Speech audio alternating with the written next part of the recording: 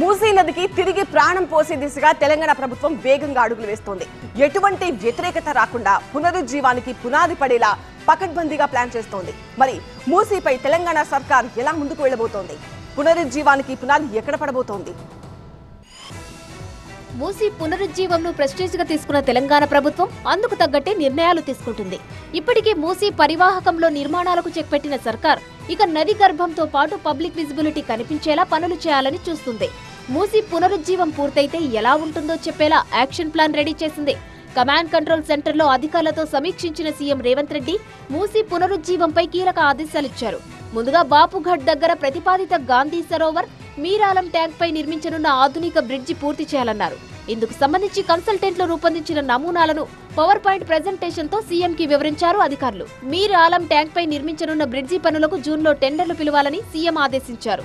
ఈలోగా అవసరమైన సర్వేలు, నివేదికలు, డిజైన్లతో కూడిన పూర్తిస్థాయి డిపిఆర్ ను సిద్ధం చేయాలని స్పష్టం చేశారు. 2.5 కిలోమీటర్ల పొడవైన మీరాలం బ్రిడ్జిని అద్భుతంగా రూపొందించాలని సీఎం సూచించారు. మీరాలం ట్యాంక్లోనే 3 ఐలాండ్లను సింగపూర్ తరహా పర్యాటక కేంద్రాలుగా మార్చాలని నిర్ణయించారు. వీటిని పీపీపీ మోడల్లో అభివృద్ధి చేయాలన్నారు. బర్డ్స్ పారడైజ్, వాటర్ ఫాల్స్ లాంటి ఆకర్షణీయమైన వాటితో పాటు wedding destinations, adventure park, theme park, amphitheatre, boating, రిసార్ట్లు, హోటల్స్ అందుబాటులోకి తేవాలని ఆదేశించారు. నీటి ప్రవాహాన్ని, లభ్యతను దృష్టిలో ఉంచుకొని డిజైన్లు రూపొందించాలని సూచించారు సీఎం రేవంత్.